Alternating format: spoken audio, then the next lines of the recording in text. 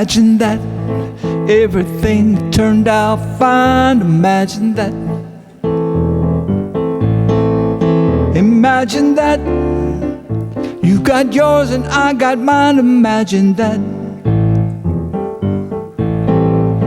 Imagine more than enough to fill our plates. Imagine we woke up before it was too late. Imagine that. Have you pictured yourself doing fine? Have you pictured yourself crossing the finish line? Can you see yourself as you would like to be? Could it be that we create our own reality? Imagine that everything turned out fine. Imagine that. Imagine that you got yours and I got mine. Imagine that. Imagine more than enough to fill our plate. Imagine we woke up before it was too late. Imagine that. Our combined thoughts and fears of what created this mess. For such a long, long time we've been pooping in our nest. We can turn this thing around, but we've got to be aware and stop sleepwalking in our unawares. Imagine that everything turned out fine. Imagine that. Imagine that you got yours and I got mine. Imagine that. Imagine more than enough to fill our plates. Imagine we woke up before it was too late. Imagine that. Can you see yourself in a new Cadillac, cruising down the avenue, the top pulled back, or in the Caribbean sailing on your yacht, maybe with your guru on a mountain top? But what of all this greed and what of all this lack? Is this our doing too? Did we imagine that if we keep our focus on what we've made, we keep on creating in spades? Imagine that everything turned out fine. Imagine that. Imagine that you got yours and I got mine. Imagine that. Imagine more than enough to fill our plate. Imagine we woke up before it was too late. Imagine that. Can you imagine that? Can you imagine that? Thank you.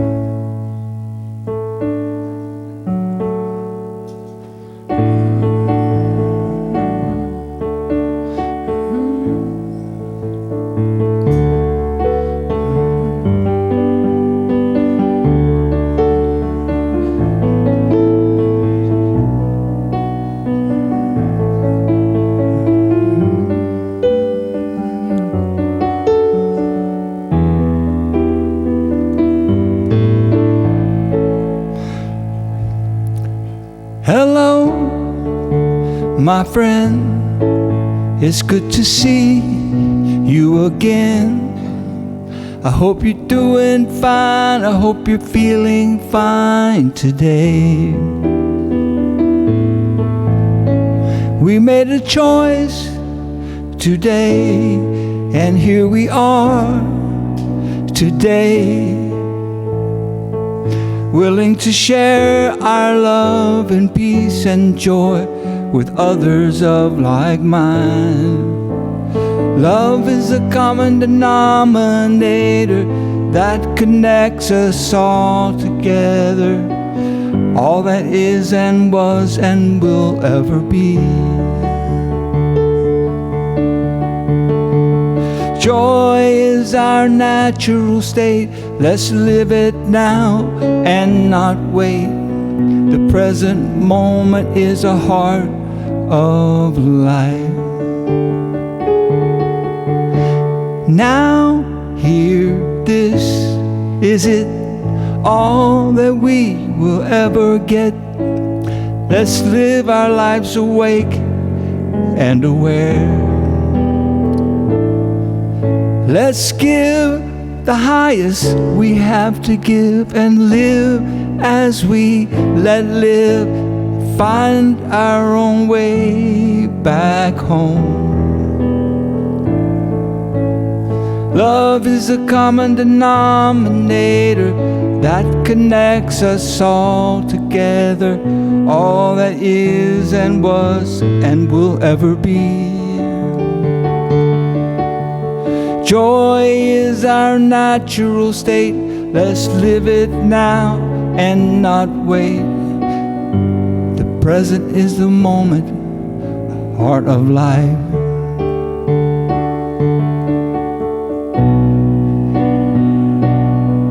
If we look close, keep an open mind, we will begin to find the light in each other's eyes. Joy is a common denominator that connects us all together, all that is and was and will ever be. Joy is our natural state, let's live it now and not wait. The present moment is a heart of life.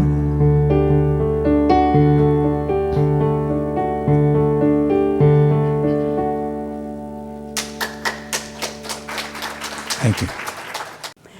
I'm going to wish you a safe Memorial Day, because this is more of a solemn day, holiday, rather than a joyous one. And we have a little different program this morning, and we're going to have Judith will be doing our meditation, and Kimon will be doing our daily word. And right now, I would like to invite Karen Miller up. She's the president of the board, and she has an announcement that I think will be of interest and perhaps greatly received. It's great to see you here in person. It's wonderful. And all of you watching online, thank you for tuning in. My name is Karen Miller, and I am here this morning representing your Unity of Palm Harbor Hardworking Board. And this announcement concerns our revised policy to address safety and inclusion during the pandemic. During the months of the COVID pandemic, Unity of Palm Harbor community has been very fortunate because we've been able to maintain our capacity for in-person and video streaming church services. This is because many of our members have cooperated in following our policy for safety and inclusion while attending services in person.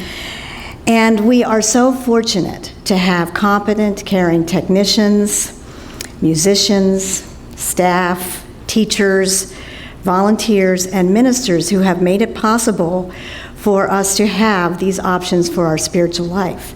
Not every Unity Church remained open during COVID. In fact, many did not, and we were very fortunate to be able to remain open during almost all of this period of time. Now, the Unity of Palm Harbor Board has considered various options for moving forward, and I wanted to, we got input from people and comments, and we watched the governmental agencies' recommendations. So today, I would like to give you an update on our policy for addressing COVID concerns. Beginning on Sunday, June 6th, Unity of Palm Harbor will not require masks to be worn in the sanctuary during services or other activities held in this indoor space.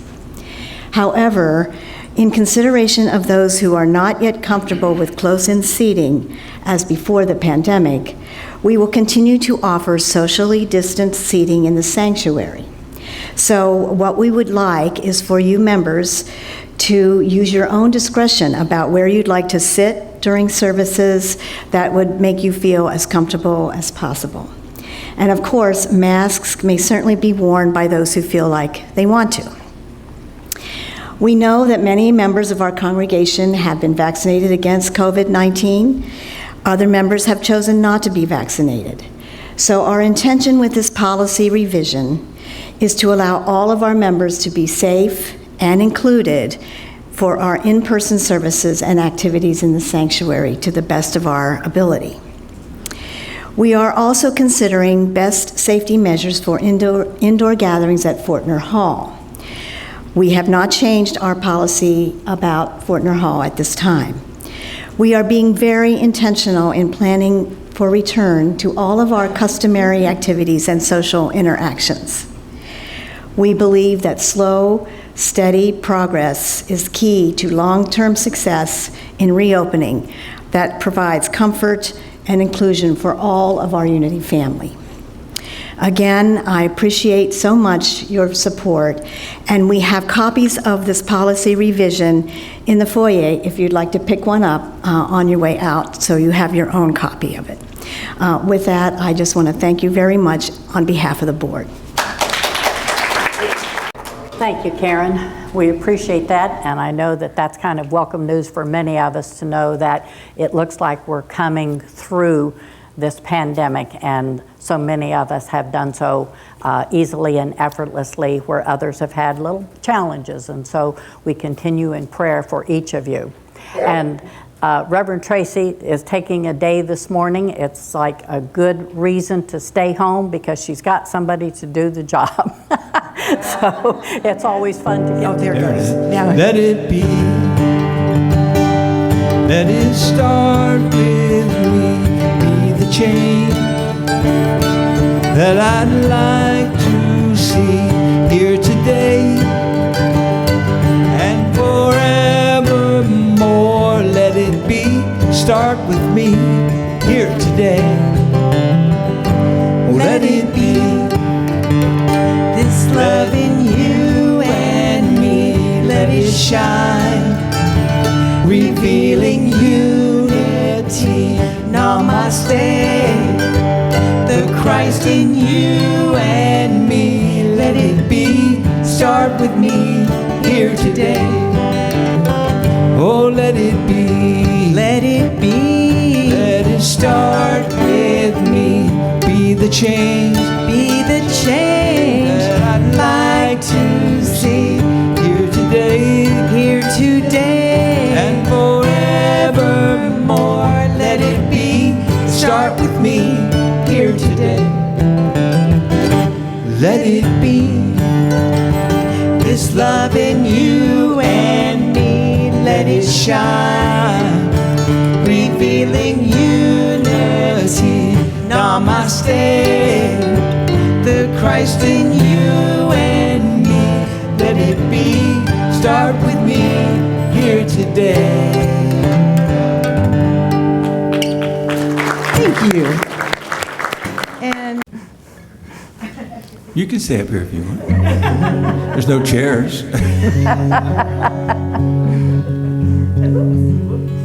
Little story. I dreamed I was suddenly homeless, sleeping on a cardboard blanket. Don't remember how it happened. Dazed and confused, feeling disconnected from my whole previous life. Numb at first, But then a burst of hope came from within. I'm not the things that I have, not the place that I live, not the clothes that I wear. What I am is everywhere. I am a spirit being, having a physical experience. What am I trying to teach myself? What could I gain from this? So I asked for inner guidance, and I felt the light of hope. Hope turned into action, and that busyness helped me cope. Then as if from out of nowhere, the kindness of strangers showed mercy and compassion, and I felt the hand of God. I'm not the things that I have, I'm not the place that I live, I'm not the clothes that I wear. What I am is everywhere. I am a spirit being, having a physical experience. What am I trying to teach myself? What could I learn from this? It's funny how life can change for something so intangible. But as for me, I've come to see my whole life differently, and all this from a dream that helped me to see clear that dependence on possessions is not why I am here, that kindness really matters, given or received. Love is all there really is, that's what this dream has showed to me. I'm not the things that I wear, not the place that I live, I'm not the clothes I used to wear. What I am is everywhere. I am a spirit being, having a physical experience. What am I trying to teach myself? What could I gain from this?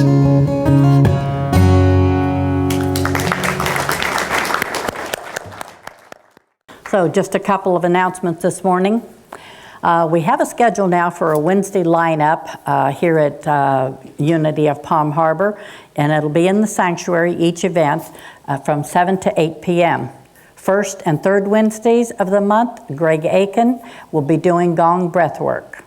The second Wednesday of the month, Laura Lee Hubbard will be doing Tai Chi, and there's a sheet in the foyer for that. And the fourth Wednesday of the month, Deanna Gray will be presenting Amrit Yoga. And there are flyers on the table out there, so you have reminders of that. And hopefully those of you that are not signed up for the email newsletter will sign up, and that way you'll have all this information at your fingertips. And we have a special guest joining Reverend Tracey on the stage June 6th, next week, Lynn Golden of Dearly Beloved. She's an end-of-life doula and will be bringing a 6-week class to Unity beginning on June the 23rd. Flyers and sign-up sheets are in the foyer, and that class is limited to 12. And then in July, we have a guest coming. Charlie Thweet is coming from Connecticut to share his music and a message.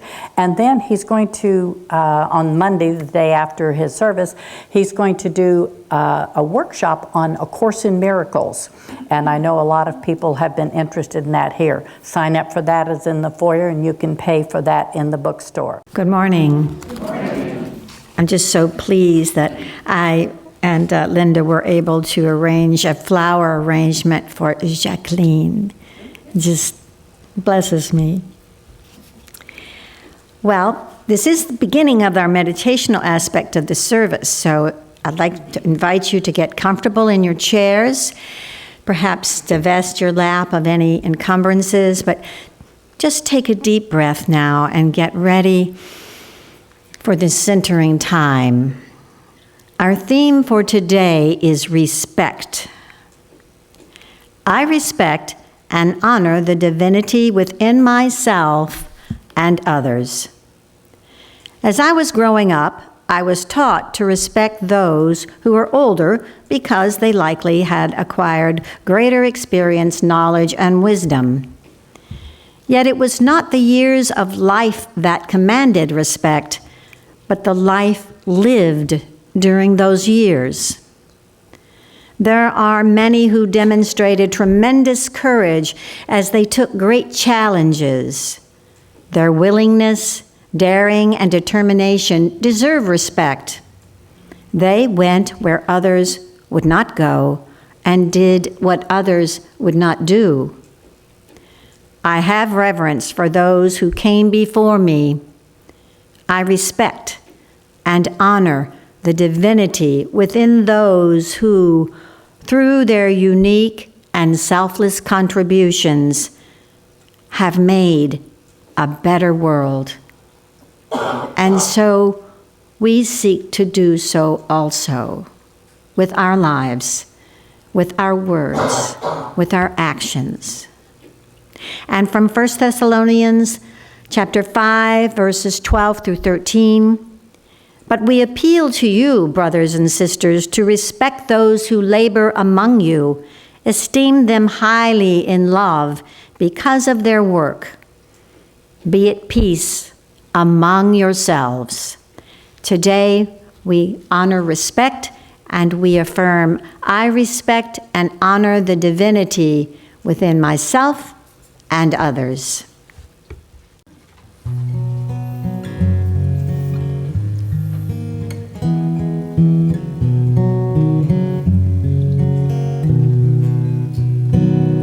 When we've lost our way and we don't know where we're going, caught up in the ways of the world, I can close my eyes and ask for inner guidance. Seek and ye shall find. We have the key here in our heart. Just go within to find. When we look within, we will always find the answers. Take joy and don't forget the truth of who you are eternally, at one with love's pure light.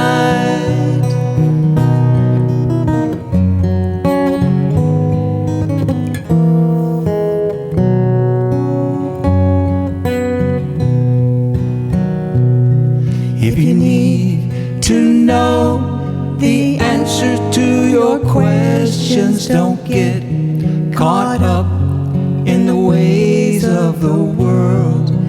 We have the key here in our heart. Just go within to find. When we look within, we will always find the answer. Take joy and don't forget the truth of who you are eternally, at one with love's pure light. Find your way back home to where you've always been forever.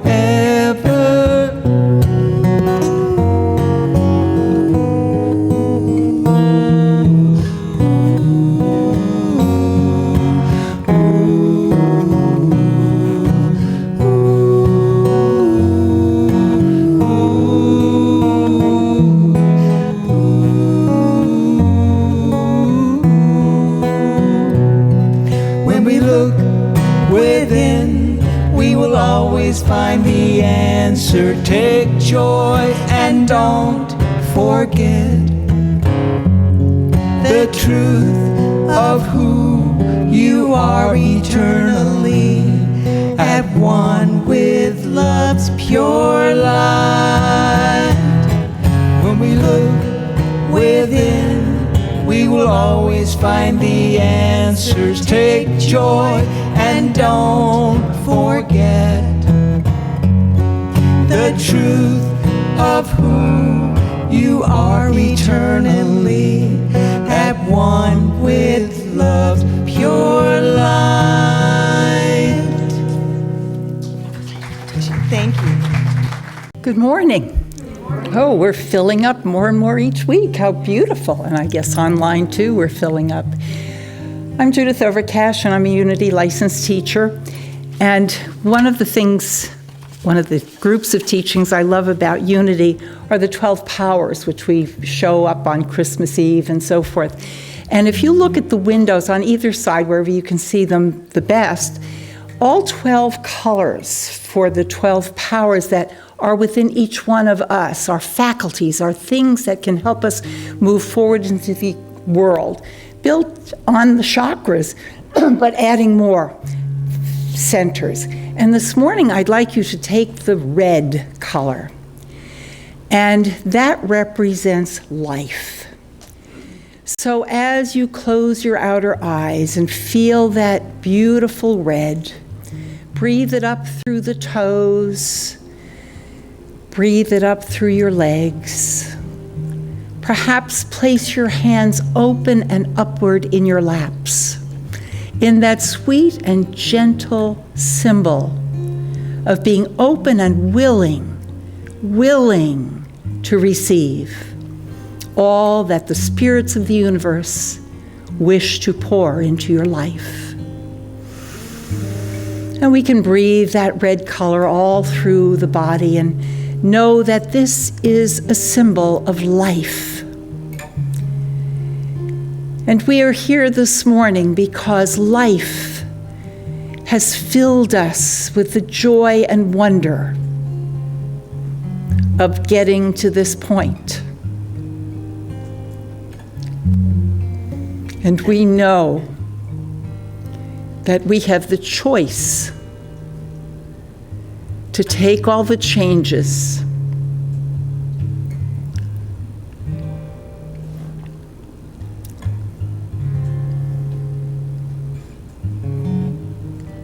feel those changes, because they are there for our good, for our lessons, for our abilities to move forward into the new dimension that has wrapped itself around this world.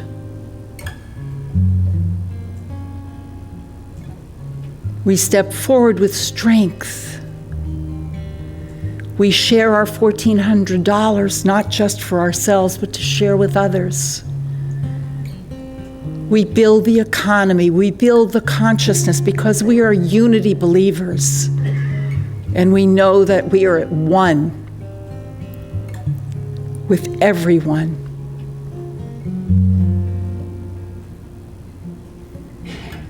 And in that oneness, we seek new paths of righteousness, right doing, right feelings, right words, right love. And that in that consciousness of the rightness, which we have come here to gather this morning and feel,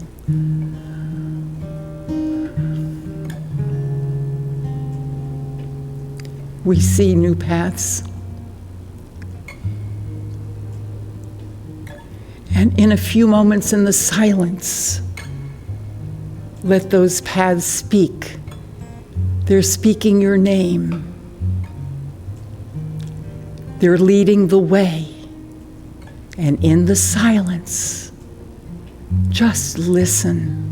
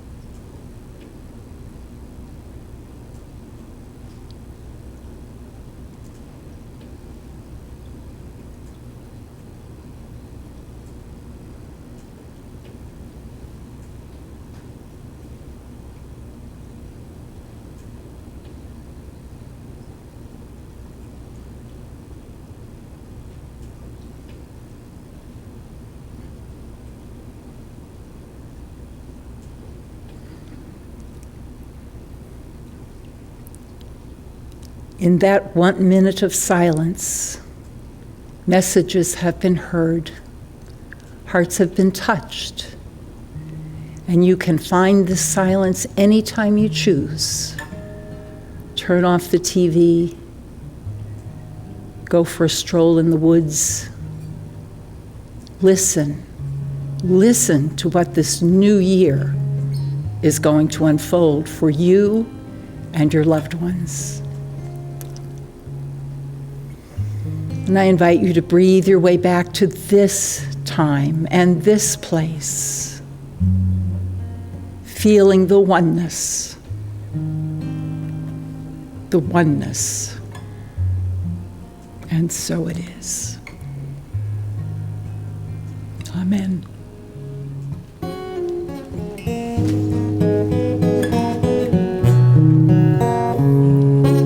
Let's give this love a chance, the one we've heard about with no conditions. I know we want to understand a better way of being in this world. I believe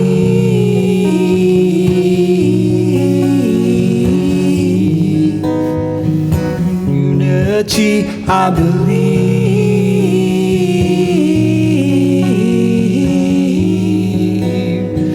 we will be the way. We will be the way. What will we do for love? Like a wave upon the sea, spreading out in all directions. Let it start with you and me. A wave of hope, a wave of peace, I believe.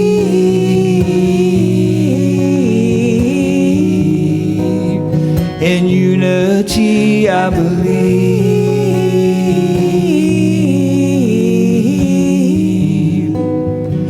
We can be the light. What will we do for love? We never know what we can do until we're called to task. And if we want to know the way, all we need to is ask. Show us a way. Show us the way. Show us a way. Show us a way. Show us the way. Show us a way. Now is the time to realize. Now is the time to realize. And make it real the way we feel. And see the light in the eye. And see the light in the of everyone we meet with open hearts. I believe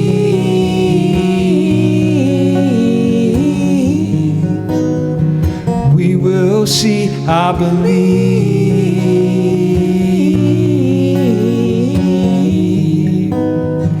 we will lead the way.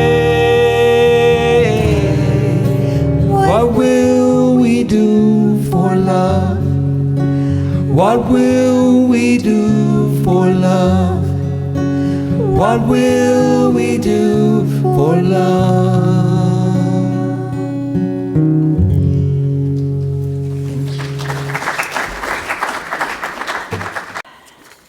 Just, what will we do for love? It's a good question. My talk title is Message from Beyond. And I pretty much had everything written out, had decided what I was going to say, and then I got a message from beyond. I went to a lecture online, and it was given by Professor Greg Salyers, and his whole expression, his whole lecture made me rethink what I wanted to say this morning. And you know, it's kind of been alluded to that the big topic, of course, for the last year and a half has been a pandemic. that nobody in this room, I don't believe, could have foreseen what was going to happen. And then the next thing that came about that kind of surprised me was the division and the separation that people were going through. I just couldn't imagine it happening. And now what we're looking at is we don't know what the future's going to bring, how we're going to be tomorrow, what's going to happen the day after tomorrow.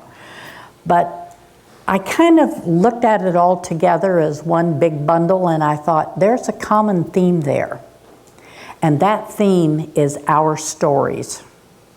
We each have a story that has happened to us, whether it's been because of the pandemic or something else totally unconnected. And when we start putting our stories together, we see a worldview. And that worldview is something that we can look at from different sides, different angles, and perhaps pick out what applies to us. And as I started listening to stories, I realized I grew up with a story. I was told it all my life about who I was, the culture I lived in, the people I came from, and what my life was about. Well, that was my story.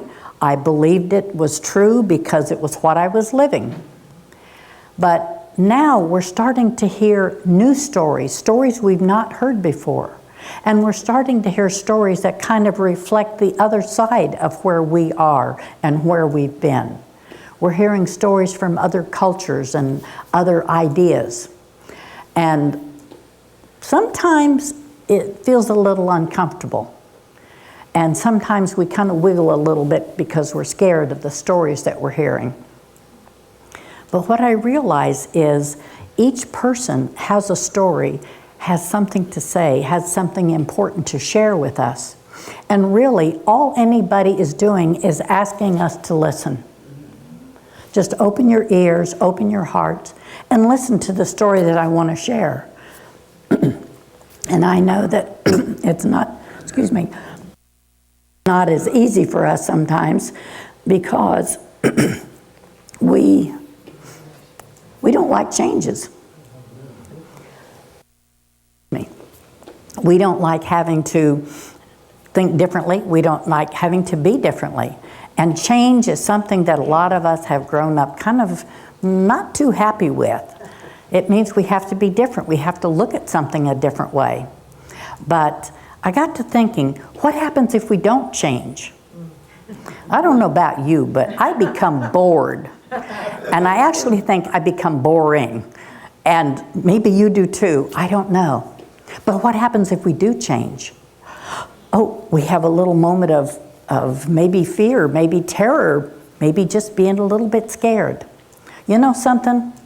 Everyone in this room has been scared before, and you'll get scared of something again.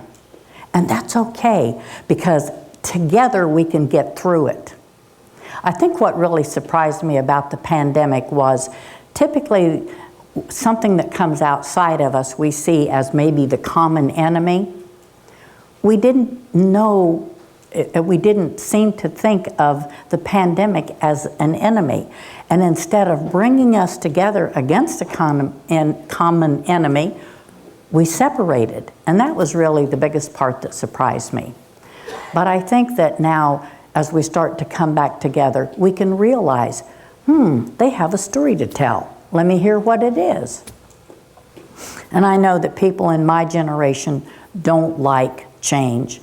And I understand it totally. You know, I'm in my almost late 70s. And sometimes it's like, I've done all that. I just want to kind of relax for a while. But the younger generation says, no, come on, let's do this, let's do that. We want to do something different. And I understand it. And I think back in the 60s, there was almost a revolution of people wanting things to change.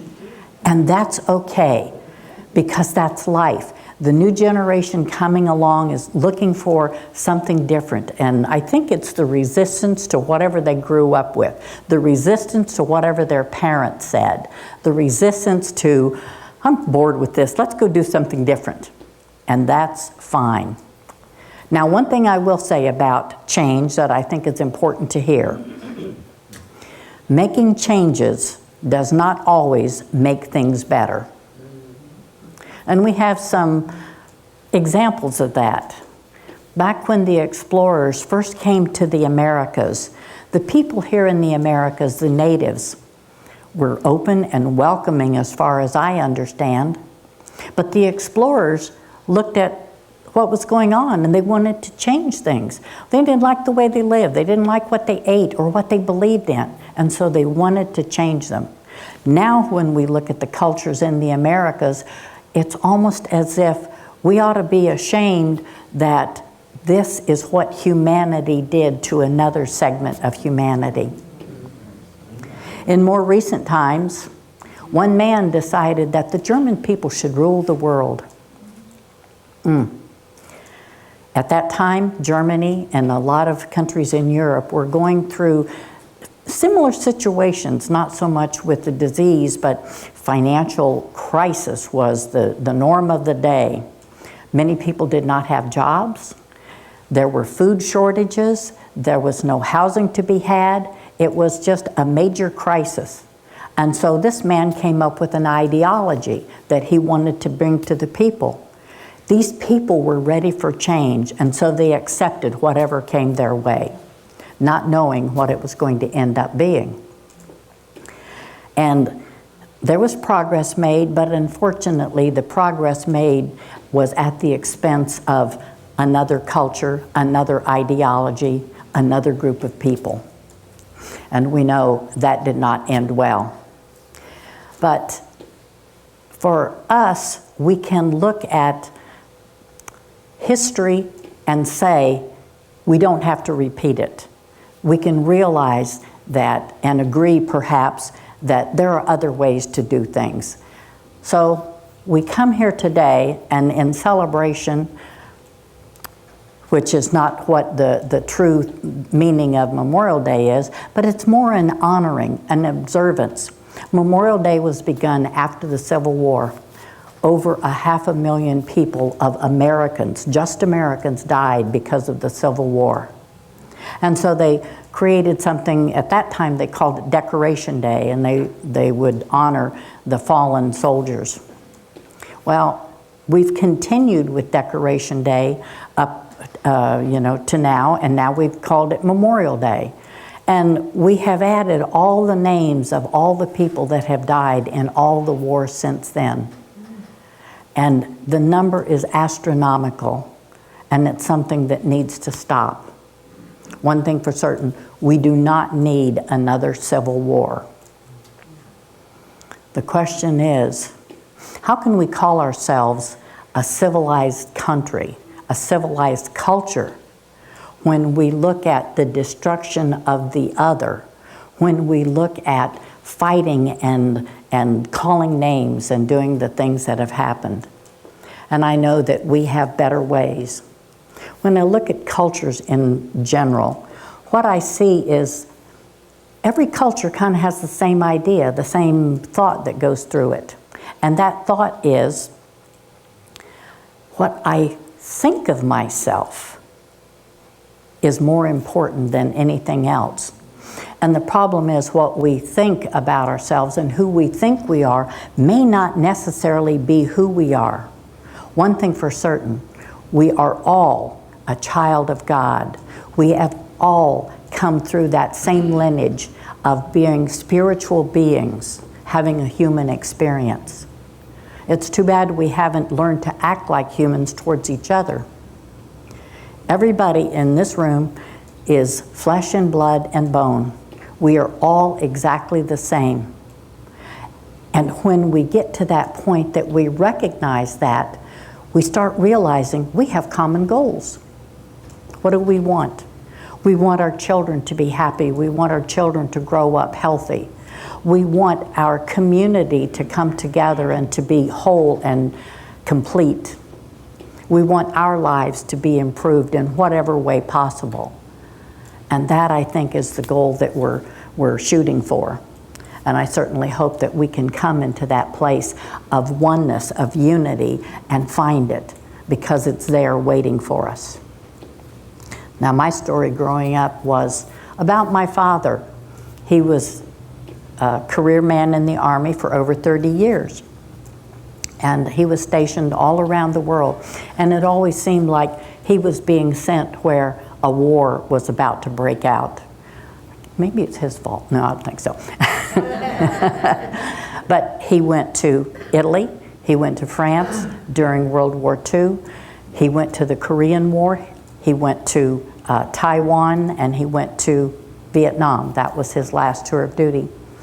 And when he went to when he went to Vietnam, he went as a military aid and advisor. He wasn't even carrying a gun. He went to help these people learn how to defend themselves. And so we didn't get to see him very often. He didn't come home a lot. And when he did come home, what do you think he talked about? Oh, how wonderful war was and how they defeated the enemy. No, those weren't the kind of things that he had stories about. He would tell us stories. Well, first he would always tell us how good the food was. He loved to eat. That's a given anywhere we go. But then he would start talking about the people, what they were like, what their dreams and goals were, and how joyous the children were and how proud the parents were of them. And I don't think my father was an exception. I'm willing to bet that a lot of our servicemen that came home, those were the memories that they held and wanted to hold in their hearts and in their minds, coming home from war. And I do believe that if we are going to have a tomorrow, that today we need to start looking at ways that we can change and make our lives better. There's a story that I learned in the lecture that I'd like to share with you. And it's about a group of people that went to a tribe of Native Americans, and they said, "We have a story to share with you." Well, the story was about Jesus and God and the Christian faith. And the natives listened quite, peacefully to that. And then they also told the story about Adam and Eve and how humanity started according to the Christian doctrine. And the people listened to that. And when the explorers, or the visitors, were finished talking, they said to the natives, "Do you have a story like ours?" And they said, "We do." And the natives thanked the people for sharing their story and began sharing their own. And they said, "Our culture is different, and our culture really started when we discovered and began cultivating corn." And we have been to some of the Native American corn dances that they hold out west, and they're quite beautiful. And they're just as solemn and just as sacred as any service that we have. And they told their story, and they were proud of their story. And when they were finished, the visitor said, "That's a stupid story. Where'd you get an idea like that?" And the native people were shocked. They said, "We listened to your story. We believed it was important to you. Why won't you listen to ours?" Why won't we listen? Well, I would like to share with you a story of a heroine who touched my heart many years ago. Her name is Corrie ten Boom. Corrie, her sister Betsy, and her father Casper all lived in Holland. And this was back during the war. Casper was a man of great principle, and he did not like what was happening when the Nazis invaded Holland and began rounding up the Jewish people. And so he said, "I'm doing something about it." He gathered his family together and he talked to them and told them what he wanted to do, and they were 100% behind his plan. Even though they said, "We could die if we do that." The father said, "Yep, that's true, we could." They went ahead, and Casper built a room, and it happened to be in Corrie's bedroom, put in a false wall, and 6 people could fit in that space of that false wall. And so they constantly brought Jewish people to their home, would hide them until they could move them on into freedom. And the Nazis were constantly searching every home and frequently searching their home simply because of the amount of food the family was buying. I mean, there were only 3 people in the household, and yet they were feeding an additional 6 all the time. And so it wasn't that they were caught. Somebody turned them in. And the person, we never know who turned them in, but what happened is the father and the 2 sisters were arrested. The father was sent to a camp and was never seen again. The 2 sisters were sent to Ravensbrück, which was strictly a woman's camp. And there, they lived there for probably about 5 or 6 years maybe. And Betsy died just 12 days before Corey was released. And Corey was released by a clerical error. Who says God doesn't make mistakes on purpose? Because the following week, all the women in Corey's age group were sent to the gas chamber. Now, Corey was freed, and later she came to America. She lived in California. She wrote a book called The Hiding Place, which was made into a movie. And it was a beautiful movie. If you ever get a chance to see it, it should be available probably on some of the networks. But it was one of my favorites. It really touched my heart. And what really touched me was one of the stories from her book that I'd like to share with you.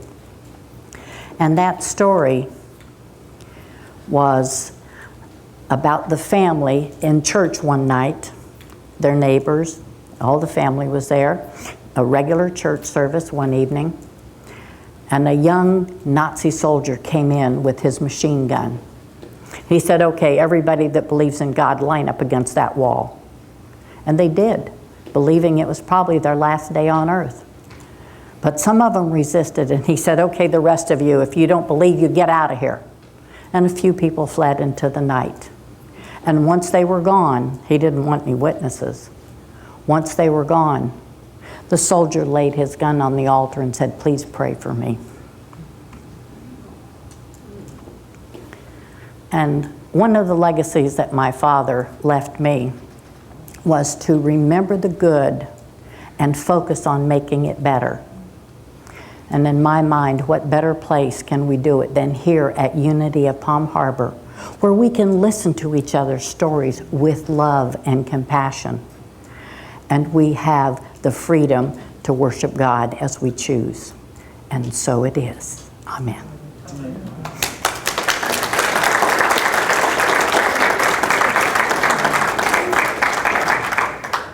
What a wonderful message. Thank you so much, Reverend Marilyn. Yeah.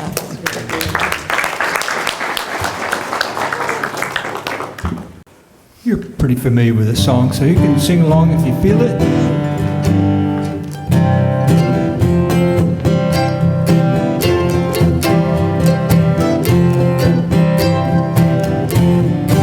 You are sacred love, sacred love is all that you are.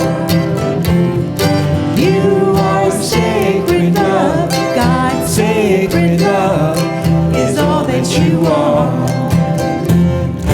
You are blessed peace, blessed peace is all that you are.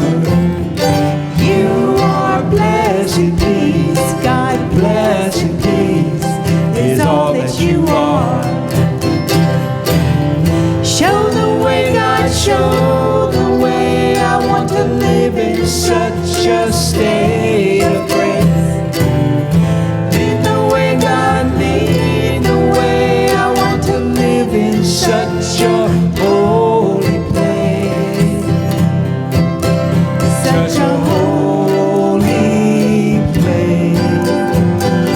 You are deepest joy, deepest joy is all that you are. You are deepest joy, God, deepest joy is all that you are.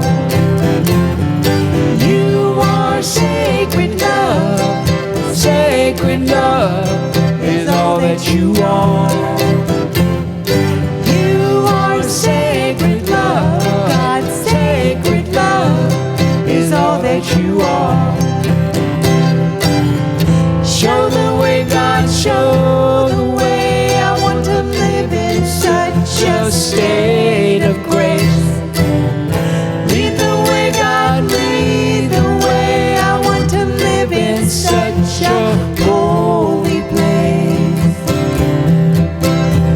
such a holy place. We are sacred love. Help us. Sacred love is all that we are.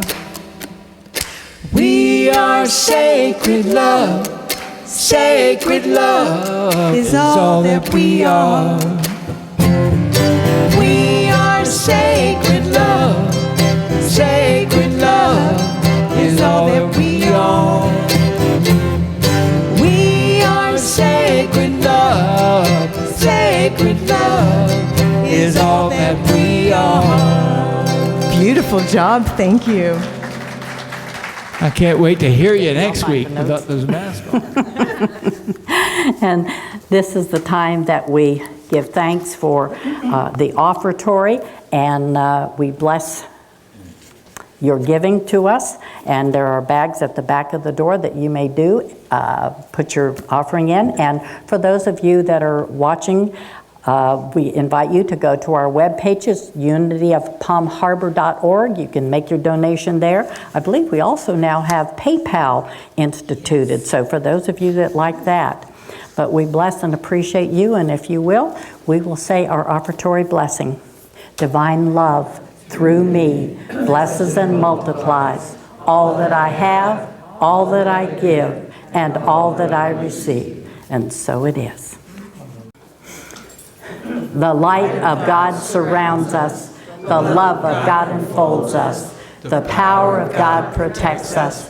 The presence of God watches over us. Wherever we are, God is. Amen. And now join us for the peace song. Let there be peace on earth, and let it begin with me. Let there be peace on earth, the peace that was meant to be. With God as creator, family all are we. Let us walk with each other in perfect harmony. Let peace begin with me. Let this be the moment now.